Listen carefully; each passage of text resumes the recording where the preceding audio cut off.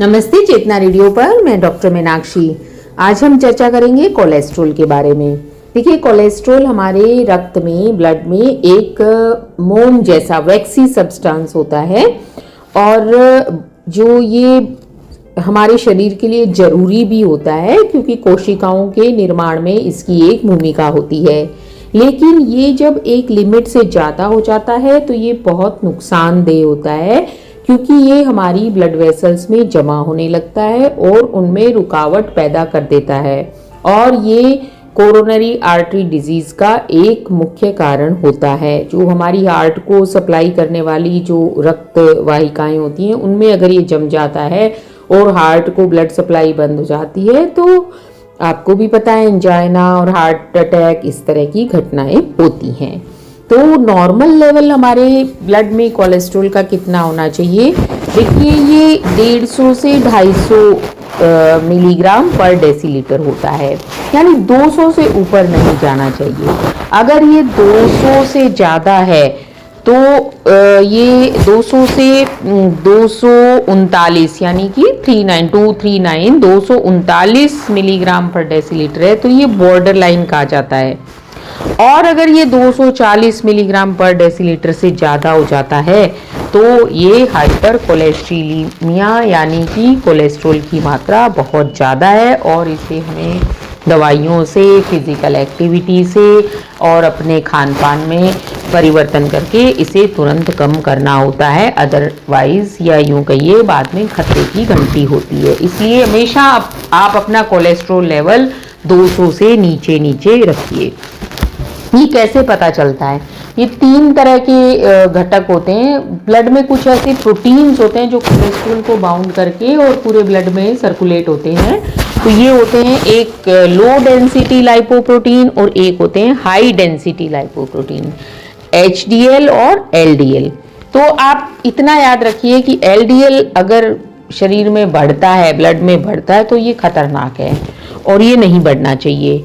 और HDL जो होता है, हाई डेंसिटी लाइपोप्रोटीन होता है, ये बढ़ा हुआ अच्छा होता है क्योंकि ये लाइपोप्रोटीन कोलेस्ट्रॉल को बांधकर लीवर तक ले जाता है और वहां से इसका निस्तारण होता है एक्स्ट्रा कोलेस्ट्रॉल का।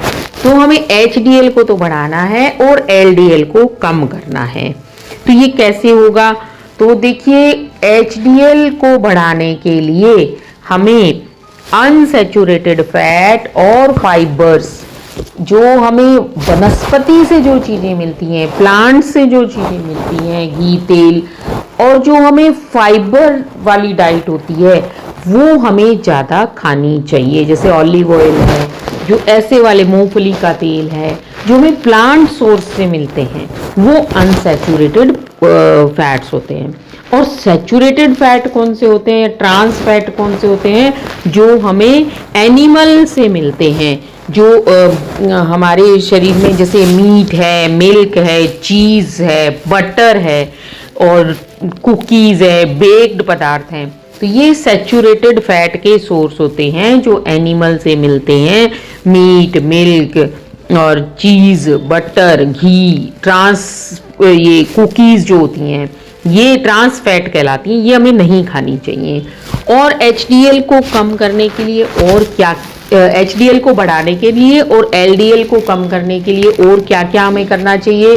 देखिए, फिजिकल एक्टिविटी बढ़ानी चाहिए। अगर आपका वजन ज़्यादा है तो उसे एक्सरसाइज से तुरंत कम करना चाहिए और धूम्रपान अगर करते हैं तो वो तुरंत बंद कर देना चाहिए और अल्कोहल बंद कर देना चाहिए। शराब की मात्रा ना के बराबर लेनी चाहिए।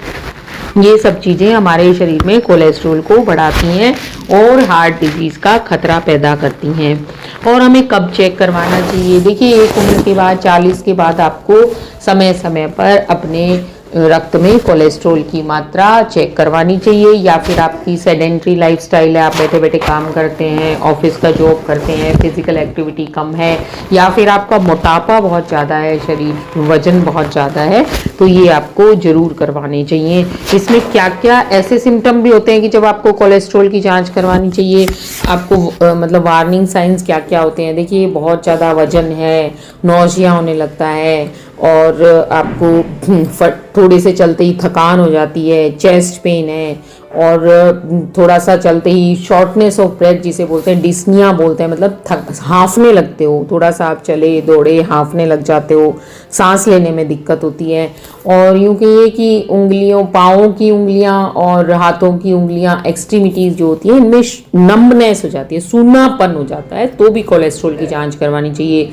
बीपी बहुत ज़्यादा है तो भी आपको, बीपी जब हाइपरटेंशन होती है, ऐसे लोगों को भी कोलेस्ट्रॉल की जांच समय समय पर करवाते रहनी चाहिए। और सबसे इम्पॉर्टेंट बात देखिए ये है कि कोलेस्ट्रॉल आपको नियंत्रित रखना है, अपना वजन नियंत्रित रखना है और तनाव नहीं लेना, खुश रहना है। कुछ शरीर में ऐसी केमिकल रिएक्शंस होती हैं, हार्मोनल रिएक्शन होती हैं, जो अपने आप इन चीज़ों को बढ़ाती हैं। कोलेस्ट्रॉल जो हमने बताया कि जो शरीर के लिए खतरनाक होता है, जैसे एलडीएल।